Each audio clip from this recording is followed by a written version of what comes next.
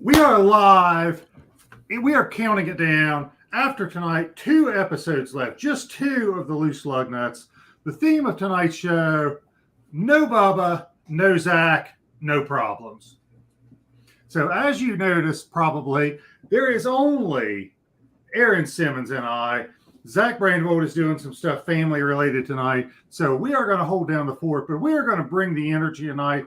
We're going to talk about all 3 series, everything that's going on with it, and get you all caught up on all the goings on from NASCAR and Homestead-Miami. So, Aaron, how are you this evening? I'm doing well tonight. I've been doing some indigestion problems and kind of those problems of the last few days, but slowly getting better. Slowly kind of getting back into tip-top shape. Still trying to work on my tennis elbow situation for the last few weeks. Recovery's going well. Hopefully this will be the last few weeks until I can get back to work. Still a Bama salt enthusiast. That still has not gone away and possibly will never go away because Bama is still producing that sweet, decadent salt that is just really hits you on the nose and just, it's beautiful. Okay. Beautiful. All right. We got a Bama hater in the house, so. Forever and always. Yep. Okay. All right. We got 3 races to cover here. We got Trucks, Xfinity, and Cup all at Homestead. Now, the Trucks run a little bit of a different schedule than everybody else. Their championship 4 is set after the Homestead race. They do not go to Martinsville. So this was an elimination race from the Trucks. And let's kind of jump into this here.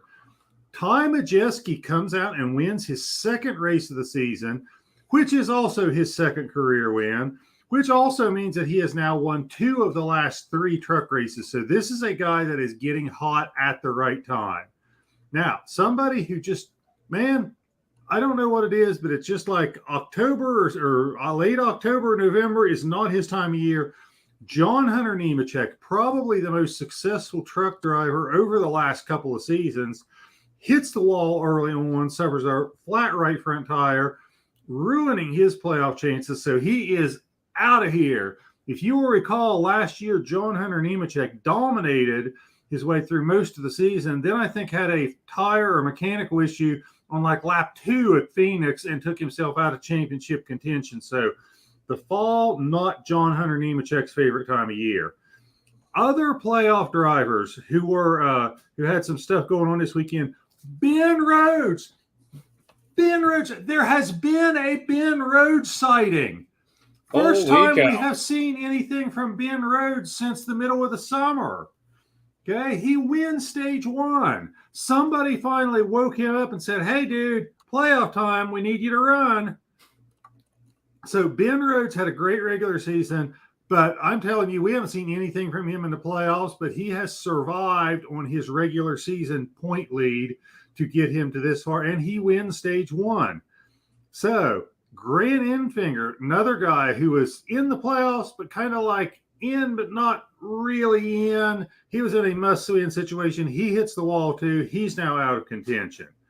So here's the deal coming down to the end. Suspiciously enough, Stuart Friesen has ran his butt off all day long. He is running top 3. There's not a whole lot he can do. He has been on the bubble all day. It's been +1, even, -1, +1. He has been right there all day with Ben Rhodes as the guy he's battling with for the championship 4. Ben Rhodes is running somewhere, I think, back half of the top 10, conveniently enough, with a Thor Sports teammate in front of him. And he needs 1 point to get into the playoffs. So magically, somehow, I guess he's got that drive of a champion. He reached down, he got something extra, and he was able to drive past Christian Eckes and Matt Crafton, who I think were running in 3rd gear, if I'm not mistaken. And at the end of the race, I felt bad because basically Ben Rhodes gets in because 2 teammates laid down for him and let him get around them. And, Stuart Friesen is out. And Stuart Friesen had the best quote of the race. I didn't have a teammate to lay over and give me an extra point, and that's why Stuart Friesen is out. And you got to understand, Thor Sports is running 4 trucks. Stuart Friesen is kind of an independent guy. Really broke my heart to see him not make it, especially when he had such a great season and was running so well in that race. But your championship 4 are Ty Majeski, Zane Smith, Ben Rhodes, Chandler Smith. So I believe, if I'm not mistaken, is that 2 Thor Sports guys and 2 KBM guys? No, it is 2 Thor Sport being Ty Majeski and Ben Rhodes. Okay. KBM being Chandler Smith, and Front Row Motorsports for Zane Smith. Sorry, I was looking at the Smiths and thinking I read Chandler twice. Sorry, you're absolutely correct. Absolutely correct. Well, I'm correct because I have a cheat sheet right here. That's the only reason I'm correct. All right, so give me your thoughts on this truck race. I think the truck race once again was pretty much a precursor to what we're going to see. You had trucks, inches. Probably not even an inch in some cases away from that wall, because that's the fastest way around the racetrack. Homestead for some reason has this reputation of being such a good track because there is multi-groove racing there. You can go the low line, the one main passes. The high line is preferred, but you can go down the low line to make some passes, to kind of dive bomb. You can go in the middle to kind of hold off the people from the high side and low side.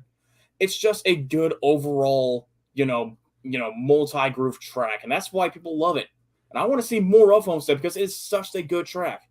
And this race was just a good example. It was you have trucks basically all over the place, high, low, in the middle. But here comes Ty Majeski out of freaking nowhere, getting the win. Of course, John Hunter Nemechek. I don't know what has gone on with that Ford truck over the last few weeks, but they have just not looked like themselves. I'm not sure if it's I don't know. Maybe it's the Kyle Busch news that came out maybe about a month ago. That's kind of got the team distracted. I don't know if they're making changes for next season. I don't know what's going on with that Ford team, but they have not looked like their dominant selves the last few weeks. But yeah, for Stuart Friesen, man, that sucks. It really does. And that's kind of the challenge with being a single truck independent team running against, a 4-truck team. That's gonna happen unless you make friends outside your organization, which Stuart Friesen should have, but just didn't have it at the right time. But he couldn't do much more. He ran third. Yeah. It wasn't like he was 14th and needed to pass one more truck to get in. He was up pretty high. He was, but it was just the unfortunate circumstance of having a teammate right there ready to help your championship contender out. Yeah. Does suck, absolutely, but that's just the way the cookie crumbles sometimes. It just sucks. That is. All right, let's move on to the Xfinity race. So in the Xfinity race, we had Noah Gragson doing his best Kyle Larson impersonation. It was him going out. He won stage 1. He won stage 2. He won the race. He swept everything. He had the fastest car all day. The only time that I saw him really look vulnerable was in stage 2. Austin Hill gave him a battle for a few laps, and it was really fun to watch because they were going at it pretty hard. And it was like slide job crossover. They traded the lead back several times. It was fun to watch, but it really didn't last. Eventually, Noah Gragson was able to pull away. There was another point where he looked a little bit vulnerable at the start of stage 3. So I think some people stayed out on tires or something, but he was not up front, but he got shuffled back to 4th position. Took him actually several laps to work his way up to the front. But he got there. And again, it was the Noah Gragson show because he clearly had the best car all day long. What is this? His 8th victory of the year? And a lot of them came in the second half of the season. But let's talk about, besides Noah Gragson, let's talk about some guys who had good days and bad days and good days that weren't good enough, okay? On the good day list, A.J. Allmendinger came in below the line, came out 5 points above the line.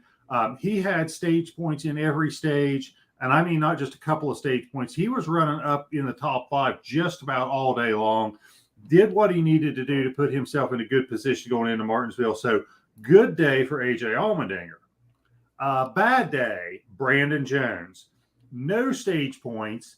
I think he was the only playoff driver with no stage points. and finished 15th, lowest of any playoff driver. He is now 38 points below the cut line heading into Martinsville. So bad day, Brandon Jones. Now, let's talk good day, but not good enough. Austin Hill finished 6th and 3rd in stages 1 and 2.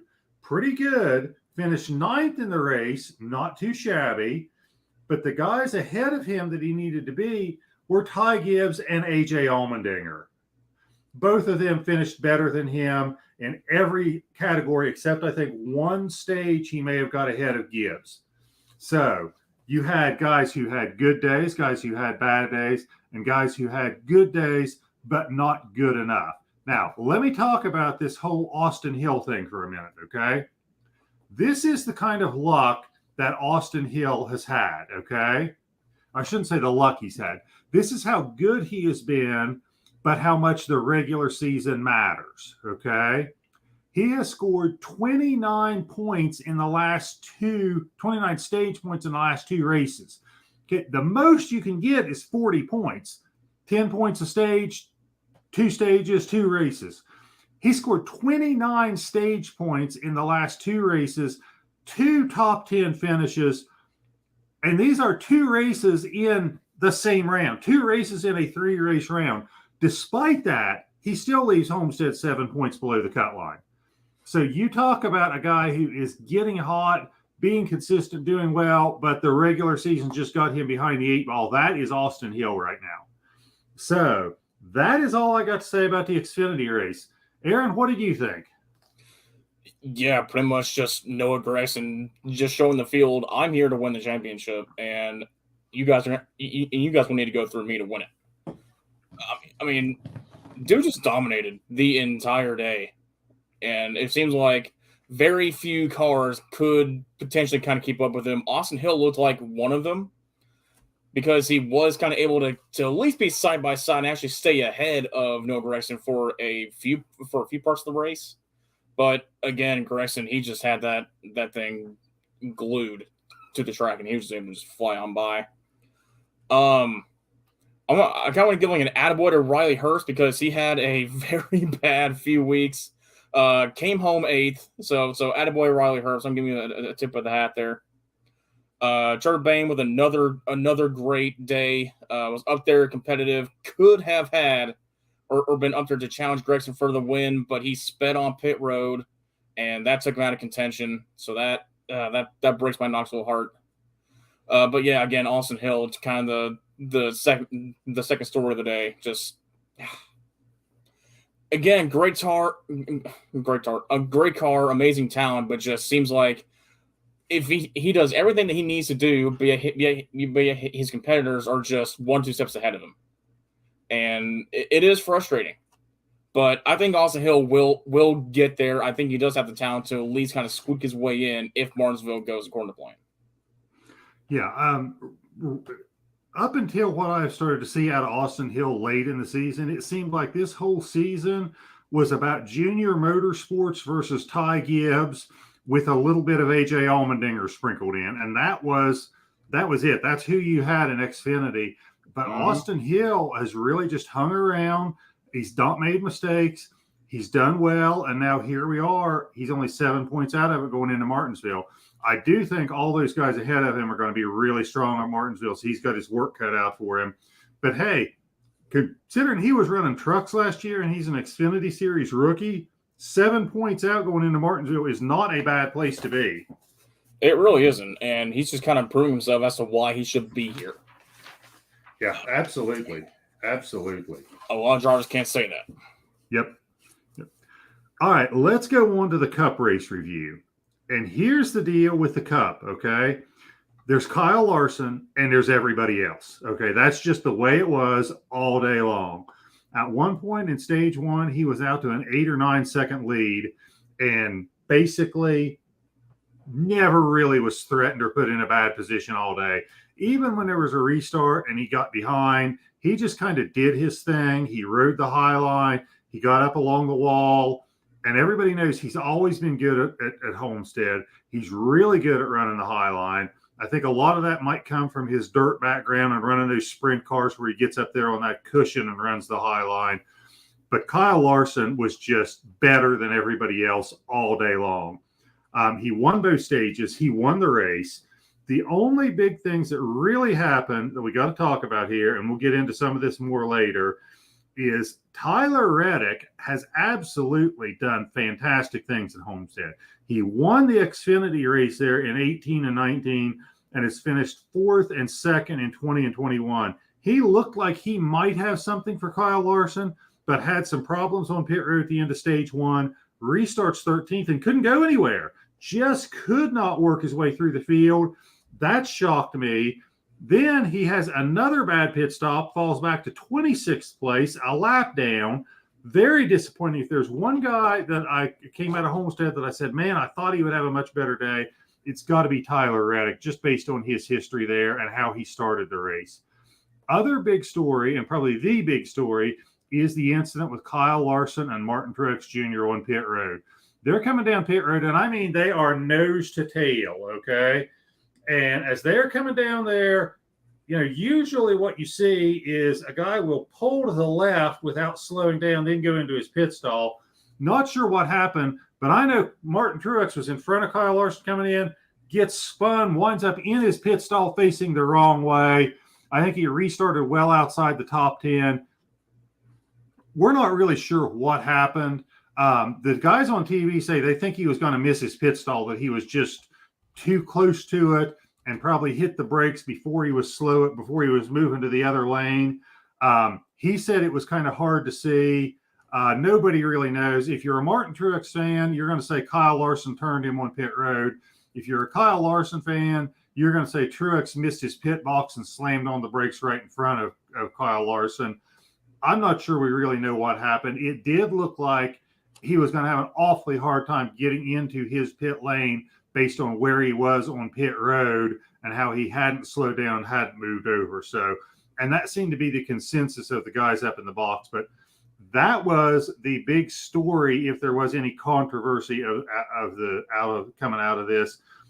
Other news that I want to touch on: John Hunter Nemechek qualified in the top 5, subbing for Bubba Wallace, and was having a great run, running top 5. I know it was only stage 1, but was running up there and looking good, and then spins out and kind of his day goes downhill from there.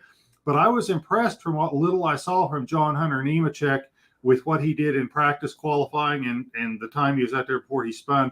And I remember the last time we saw him in a Cup car were one of the lower tier teams, and everybody said, get this guy out of here, he can't drive. Now, we have since learned he's gone to the Truck Series and dominated. We've learned he can drive, but it was really good to see him in there and running well for the short time that he was on the track. But that is the Cup race, and the Cup race, really, it was just all about Kyle Larson. So, Aaron, what do you think?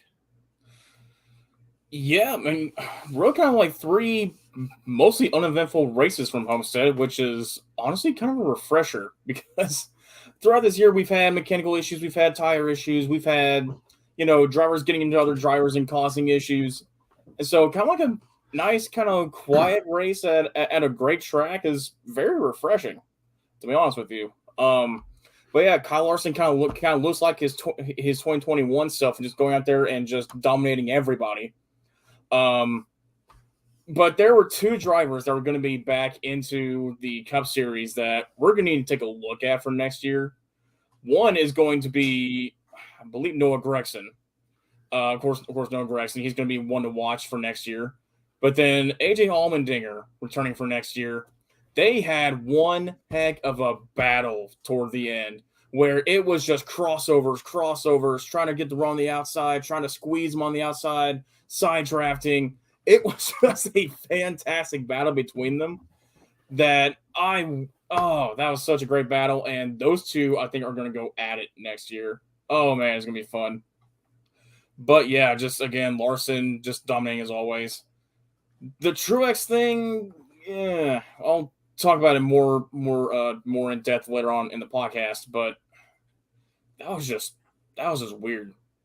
That was just a very, very weird thing to happen, especially we have two experienced drivers like that on pit road. Yeah. So looking ahead to next year, you touched on this Noah Gragson, AJ Allmendinger thing.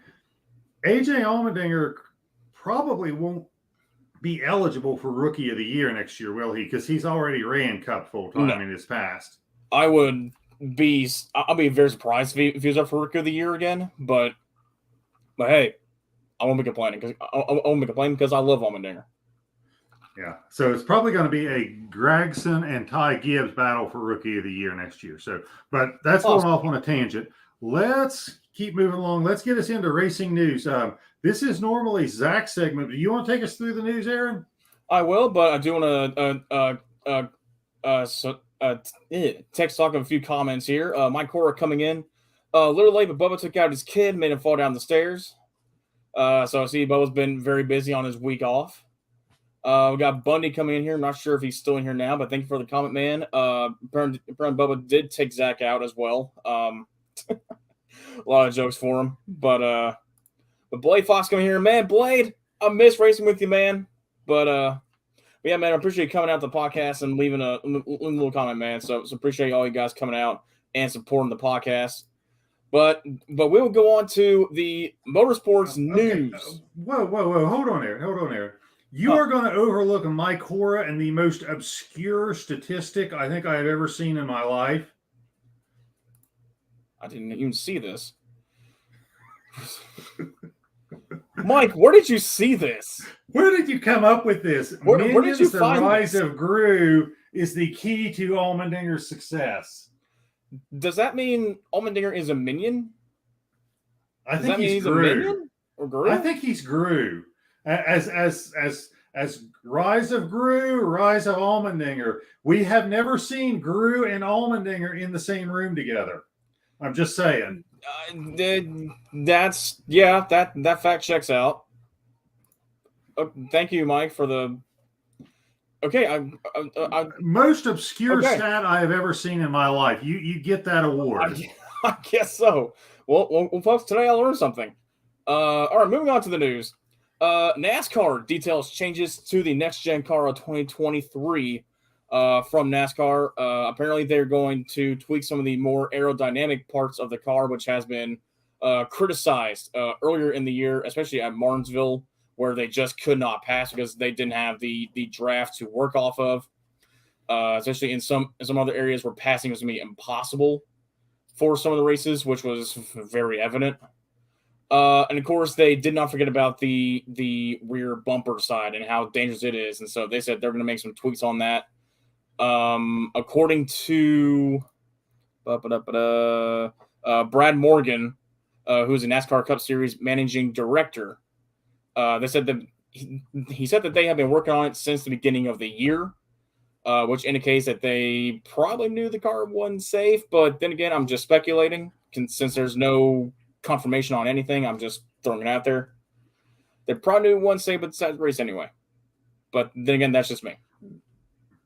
So, Tom, what do you make on this news story? You know, I'm not sure what to make of it. If I am a supporter of NASCAR, I am glad to hear all the talk about the safety. And they said they've done hundreds of crash tests and all this stuff, and they have all these improvements. Being a skeptic, though, what I got out of that was they said, oh, well, all these rules and all these changes are penciled in, but we don't actually make them rules until next season because we don't want to change the rules package midway. I get that. And they said, but the teams are all well aware of what the changes are. Okay, so if the rules are basically set and you're just waiting on the end of the season to put them in the book, you've already informed the teams of what they are.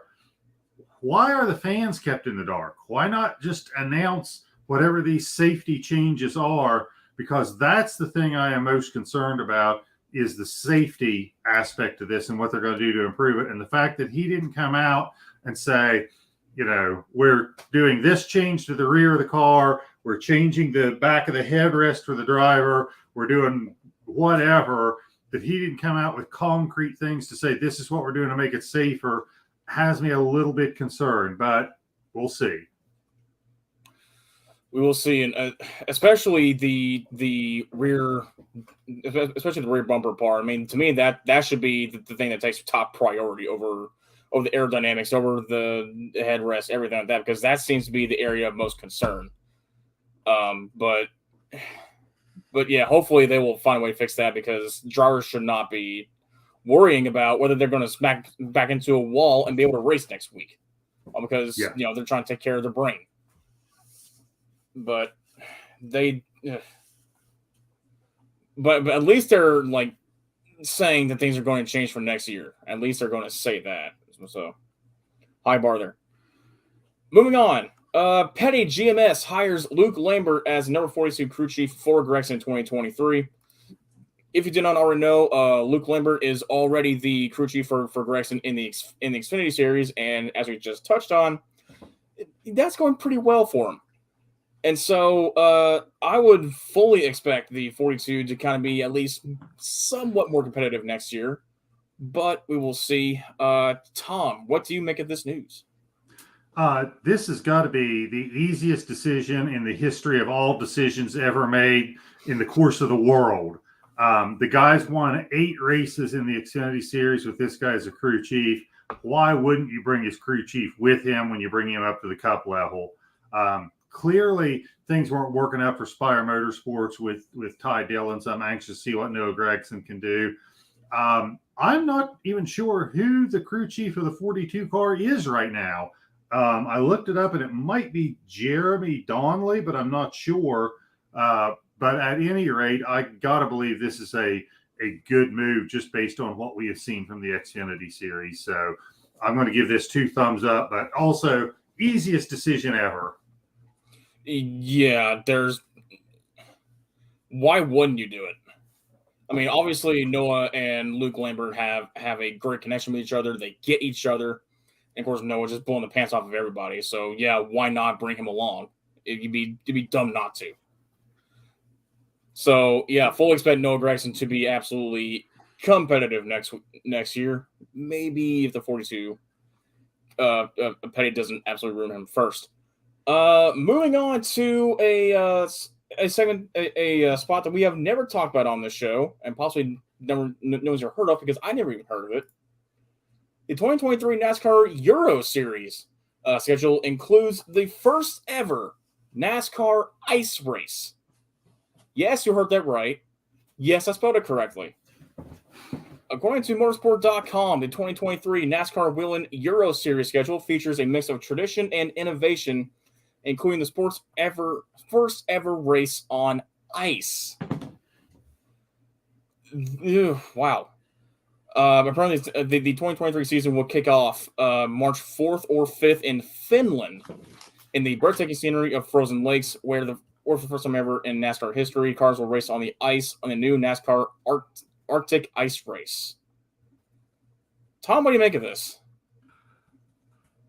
I thought that our NASCAR was all about gimmicks, with things like the Chicago street race and Bristol on dirt and the invention of the Rohals, all this stuff. I thought they were all about gimmicks, but apparently NASCAR Europe is taking it to a whole new level. And I also got to say, is this born out of necessity? Is that the only kind of tracks they have in Finland? I mean, I couldn't name a racetrack in Finland, so maybe this is born out of necessity. Maybe that's the only way they can race there. I don't know. But yeah, apparently NASCAR Europe is all about gimmicks too. That should be interesting. Honestly, I'm going to be tuning into that because I want to see that. I have watched no Europe Series NASCAR. I didn't even know they had a European series of NASCAR, but apparently they do. I am definitely going to set my calendar for March 4th or 5th. They haven't set that date in stone yet. But oh boy, I'm watching that one. That's going to be fun. Yeah, I hope it is televised over here so we can see it. I'll find a way. I'll find a completely legitimate source to watch that race with if I have to. Anyway, moving on. Well, from going first time ever to the first time in very many years, the NASCAR Cup Series could award 2 titles this year, but going to different places. What does that mean? Well, let me tell you. Usually, before this whole playoff format came into being, the drivers' championship that we all know and love goes to the driver who wins the championship. There you go. And then the owner's title, more than likely over the last, let's see, since 63, you do the math, has gone to the team that won the drivers' championship. But since this year has been absolutely so chaotic, so unpredictable, so insert your verb here, there's a good legitimate chance that the drivers' championship and the owners' championship go to 2 different teams for the first time since 1963. What, Tom? What do you think of this? I'm not sure I completely understand how it works, but I can tell you, let me just say, this is how you get there, okay? It has something to do with Kurt Busch not being in the playoffs, okay? So that opens up something else, and now instead of there being 4 championship drivers for the Owners' Championship, there will be 5 because Kyle Larson won his way in with his win this weekend. So there'll be the 4 going for the Drivers' Championship plus Kyle Larson. Okay, so we don't know who those other 4 will be, but that's how we got there. So I guess that benefits Hendrick Motorsports because now they can have an extra driver in there going for the Owners' Championship. Besides it being a quirk, here's the significance of it, okay? When you win the Drivers' Championship, what that means is you get a really big trophy, okay? When you win the Owners' Championship, you get a really big paycheck. So that means that the organization that walks away with the trophy might not be the organization that walks away with all the money. So that's the significance of it. Yeah, that plus, this will be the first time this happened since 1963. So nearly 60 years this has not happened. So mark that on your stats things that I learned today list. Along with the significance of the rise of Gru. Along with that, which I did not know even existed, but hey, here we are. Apparently he found that from I actually saw that movie. It was a really good movie. Saw it with my daughter. It found it on Reddit, which can and cannot be a credible source, but I'll believe it for right now until I do my own research. All right. I think now we're going to move on to who's hot and who is not. Tom, since I've been rambling on, how about you go first, buddy? All right. I touched on this earlier. My who's hot goes to Ty Majeski, winner of 2 of the last 3 truck races. If you are going to get hot, this is the time of year to get hot, coming down to the championship race. He is hot. He is on fire. 2 of the last 3, and those are his only 2 career wins. And obviously, if there's only 2 career wins, his only 2 wins this season. So the young man has been doing good things all year, and you can kind of watch him getting better. And then all of a sudden, it's like the light switches came on. He has figured this out, and he is winning races. So Ty Majeski, congratulations to that young man. Punched his ticket to the championship 4 and winner of 2 of the last 3 races, going in with a lot of momentum, a lot of confidence. Don't know whether he's going to win it or not, but man, he's made a big breakthrough here in the last month. Who's not? I am sticking with the lower level series. This time I'm going to Xfinity, and I'm going with Ty Gibbs. I know that he runs up front every week. I know that he's got enough of points cushion that he's all but locked himself into the championship round. But listen to this.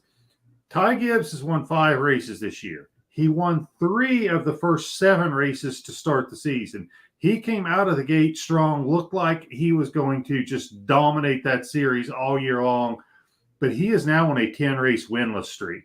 So, although you see him up front every week, he hasn't put that truck or that car in victory lane in 2.5 months. So my who's not is going to be Ty Gibbs because of the 10-race winless streak. Funny how you put him on the who's not thing, not for a behavioral thing. progress. We're making Yeah, progress. we'll call that progress. Yeah. Apparently, we're going back to the groove thing. Seems to be a theme for the night. Apparently, a verified NASCAR reporter posted it on Twitter.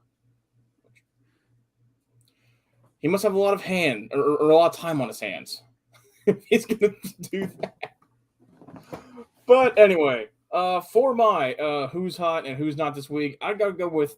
I can't believe you left the door wide open for me, Tom. I gotta go with Noah Gragson.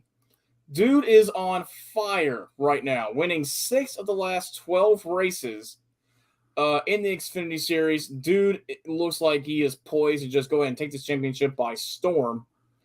It is basically just catch me if you can for Noah Gragson in the Xfinity Series. Easily the championship favorite going in, which breaks my Allmendinger fan heart. But for my who's not, I'm going to go up to the Cup Series and say is going to be Chase Briscoe. Even though he did get some top 10 finishes this week, a 36th place finish at Homestead last week due to I believe a tire or some sort of mechanical failure. I can't remember which one. But yeah, as if he weren't on the outside looking in already. He's basically in screw stage points. They do nothing for me. I need to just go out and win mode at Martinsville, which good luck. So that is my who's hot and who's not for this week. And how about Noah Gragson? Not just winning 6 of the last 12 races, some of them in extremely dominant fashion, such as this weekend. So, yeah, not just winning, but a lot of those in dominant fashion. So, all right, we are now up to green flag, red flag. So, I don't know who I'm going to argue with here because I don't have Zach over here picking the wrong side of every question. So, I don't know who I'm going to argue with, but walk us through the green flag, red flag, Mr. Aaron. Honestly, I will say you two have been more or less on the same side a majority of the time, rather than on different sides this year. Well, that's because Zach's finally came around to my way of thinking. That's true. All right, y'all know how it goes. Green flag if you agree with the statement, red flag if you disagree with it. And if you agree or disagree, please tell us why, because we are very intrigued by that and we are very curious. So, green flag, red flag, number 1 of the night. It's kind of a lengthy one, so I'll leave it on screen for you. Denny Hamlin and Justin Allgaier both came into Martinsville 5 points below the cut line. Which driver has a better chance of making up that 5-point deficit and advancing to their respective championship 4? I believe green flag is going to be for Denny Hamlin. Red flag if you think it is Justin Allgaier. Green flag or red flag, Tom, what do you think? I got to say green flag, Denny Hamlin. Denny Hamlin kind of in his home state, whether it is Martinsville or Richmond, he is just kind of money in the bank. Always runs up front, does extremely well there. Has a knack for making the car last to be there at the end, because Martinsville is a place where it's very easy to use up your equipment, especially brakes. So I'm going to say no disrespect to Justin Allgaier because I love the guy. I hope he pulls it off. But if I were going to bet on somebody to get it done at Martinsville when everything was on the line, I'd have to go with Denny Hamlin. So I'm going green flag. Yeah, Tom, I'll have to rule in your favor here, Denny Hamlin. I mean, Hamlin and Martinsville are just the best of friends. I mean, dude is just ridiculous at Martinsville. Always has been, possibly always will be. Justin Allgaier, even though I do like him, Martinsville is not particularly a good track for him. It's better than most, but not particularly a good track for him in terms of comparison the stats between Denny Hamlin and Allgaier at the same track. I've got to go with Denny Hamlin all day. Plus, there is a certain somebody in the Championship 4 already who may or may not have a target on his back. I will leave that up to you. All right, Mike Cora, go ahead and put the green flag next to him. I see a punt on Chastain for his transfer in the Final Four. That's kind of what I was alluding to. Yeah. If the chips are down against Denny Hamlin, he will use that chrome horn. He's not afraid to. All right, so green flag, red flag number 2 of the night. Who is to blame for the pit road incident between Kyle Larson and Martin Truex Jr.? Green flag if you think it's Larson, or red flag for Truex Jr. Tom, what do you think? I got to go green flag on this one. And if I didn't have so many experts who know NASCAR and know racing, but everybody in the NBC booth was saying it looked like Truex was ready to overshoot his pit. It looked like he waited too long to change lanes, and he was probably braking before changing lanes. Even in the post-race interview, I think Truex was saying it was really kind of hard to see with the sun setting. I'm going to put the blame on Truex on this one. It's unlike Truex to make that kind of mistake as a veteran. And Truex is not the type to blame other people when it's not their fault. But I do think this one it does go on Truex so I am going red flag Martin Truex. This was his fault. Okay. I'll also agree with you. I think it's going to be Truex. That dude was not making his pit stop anyway. If he were to, I think even if he were to brake the way he did with no cars behind him, I still don't think he would have completely made it the way that he should have. I mean, just remember, Larson was maybe a foot behind Truex, and the way that he just suddenly just put on the brakes to go into his pit when he was not in the lane that he was supposed to be in. I mean, there's nothing Larson could do at that point besides just like soften the blow of that already happened. So no, I'm going Truex. That was completely his fault. He just completely missed his pit, tried to adjust, and then he just got ran over. So it's on Truex because I don't think there's anything Larson could do besides just, again, like I said, soften the blow. My car going red flag. It's 50-50 on who's at fault, except when Truex admitted it was his fault. Yeah, just no, it's on Truex. He screwed up. He know he screwed up. So no, it's on Truex completely. All right, green flag, red flag number 3 of the evening. Stuart Friesen didn't make the championship by measly 1 point. Was he right when he said, quote, "I didn't have a teammate to lay over and give me an extra point," end quote? Did Eckes and Crafton give Rhodes the spot? Green flag or red flag, Tom? What do you think? Green flag, absolutely. They rolled over and gave him the spot. I shouldn't say they. I want to say he was ahead of Eckes to begin with and just had to get around Crafton. But yeah, they rolled over. And this is the area we live in NASCAR. Unless somebody says it on the radio or admits it in some kind of an interview or social media setting, you can't prove it. Okay? So, you can't prove it. But yeah, it was pretty obvious that Crafton was like, yep, I'm pulling out of the way and letting him go. Yeah, I think we're going to be 3 for 3 here. I'm going to go green flag as well. I mean, we saw it.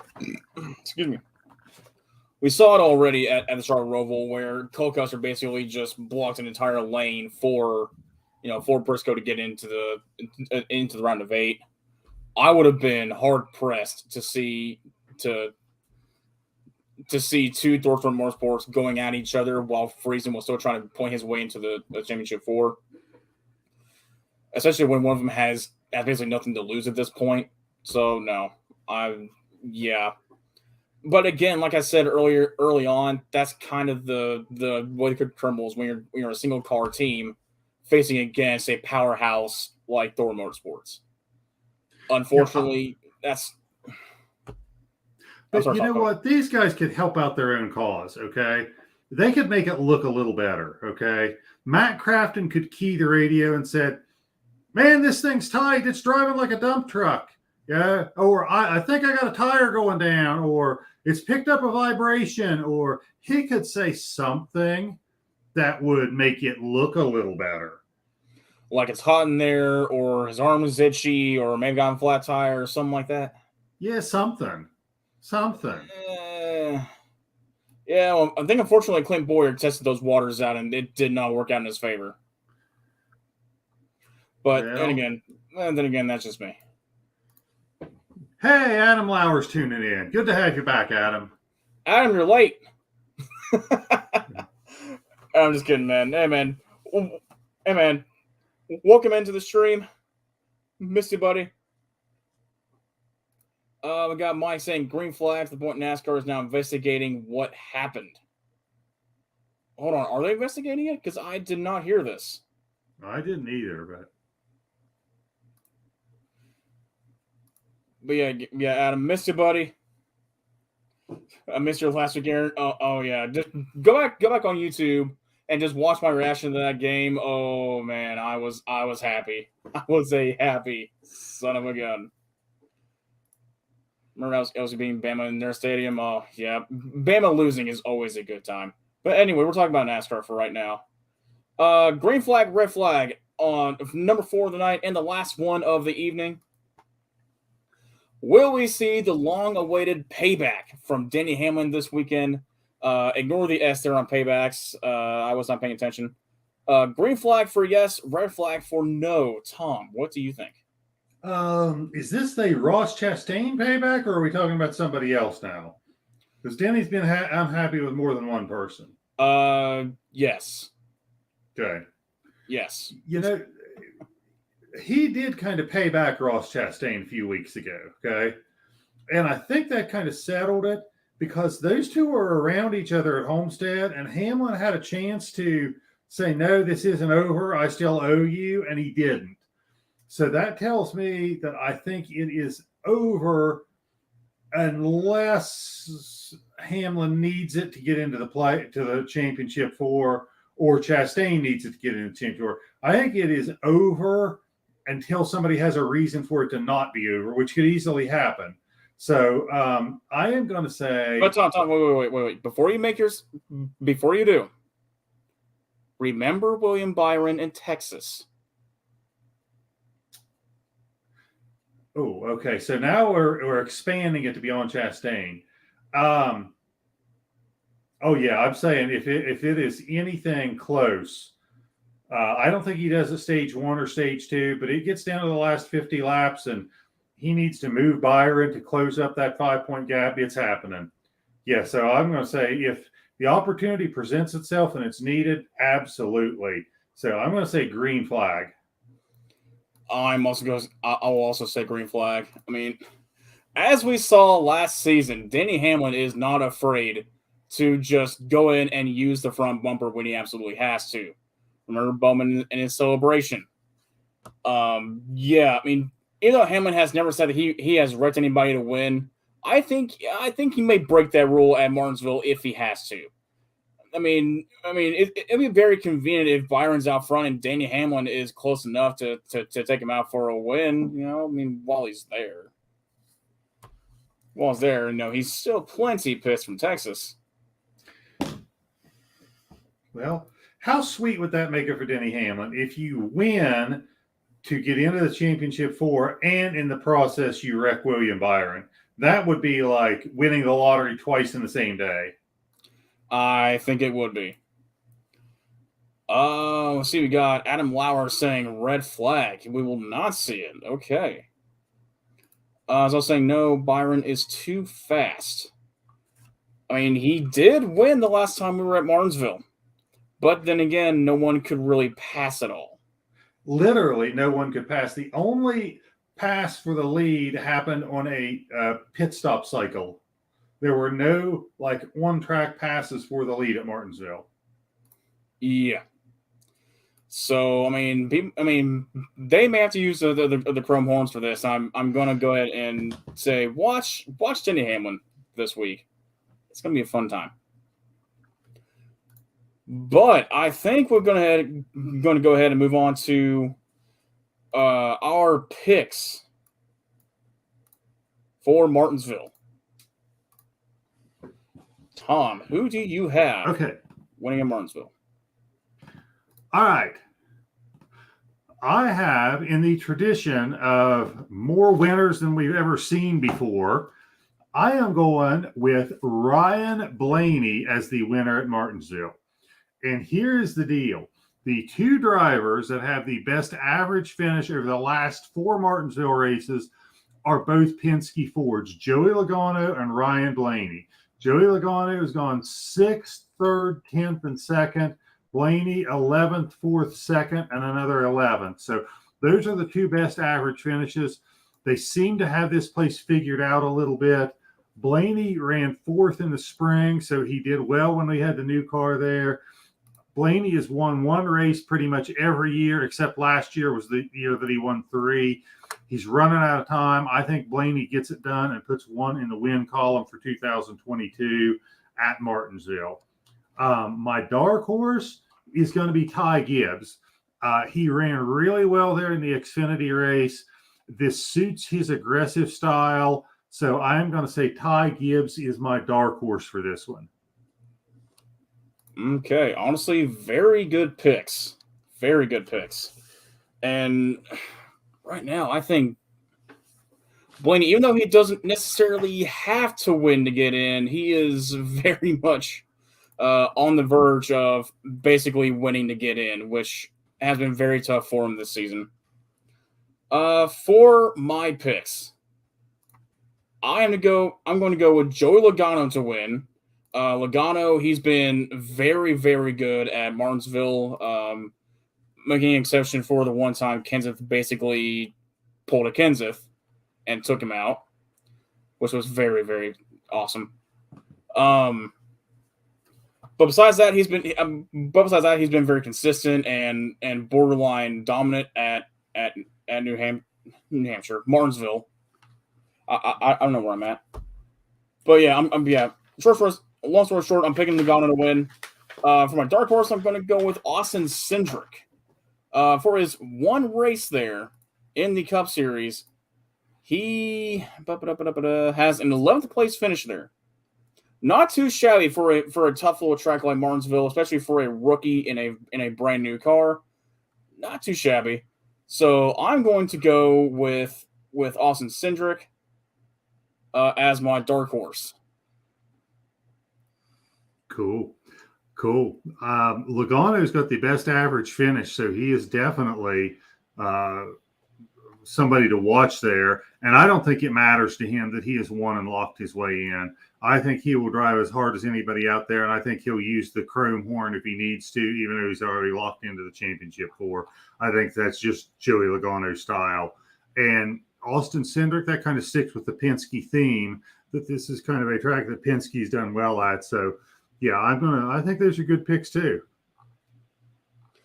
I honestly think all of us have really good picks here, but we'll see who comes out on top. Hopefully Logano's win. I really hope Blaney wins because that dude deserves a win badly. He's actually statistically had a better year this year than last year. He just hasn't won as many races. And that's why the playoff format is complete garbage. Yeah. And Larry got Kyle Larson. Chase Elliott is my second choice. Also, some message up there for you. This one, Adam? If so, then yes, I did see it. He's getting lapped. Yeah, possibly. We might see another Matt Kenseth and Logano situation. We might see it. I hope we do, because that'd be amazing. True. Yep. Yeah. Anyway, I think we're going to move on to the white flag lap, where we give our last parting comments to the show. Tom, what do you guys say? A couple of things. I am 8 weeks and 1 day removed from my heart attack, feeling great. Went on about a 3.3 mile walk this evening with a backpack with 10 pounds of weight in it. And I am doing really well in cardiac rehab. So I am thrilled to be here and to be able to make these types of gains. So that is point number 1. Point number 2 is I've got an important meeting tomorrow, work related, where I got a chance to pick up another client. And it's actually a client with multiple locations. So if I pick up one, maybe down the road I can pick up the other. So if you guys wouldn't mind keeping me in your thoughts and prayers that I can nail this tomorrow and they can decide if they want to hire me. And I think that's it. I only got 2 points tonight, so that's it.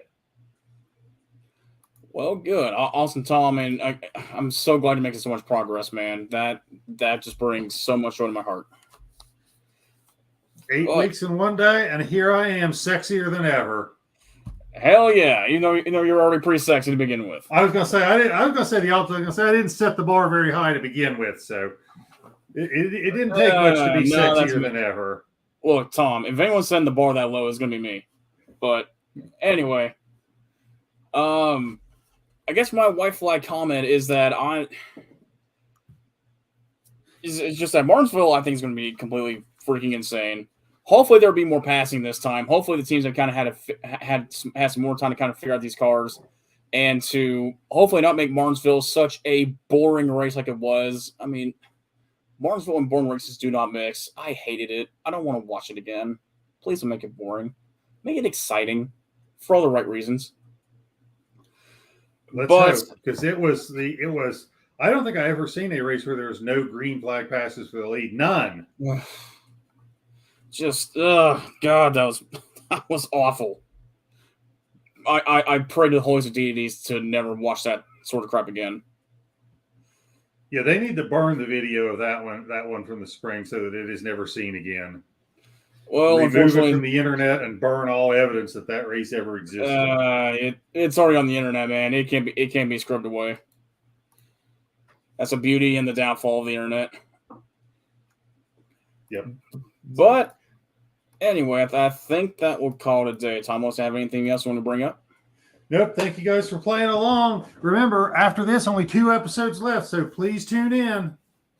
Absolutely, guys. 2 episodes left until the podcast comes to a close, and honestly, I'm not looking forward to it because I've had so much fun with this. But anyway, y'all take care, have a good night, be safe, and as always, go Vols.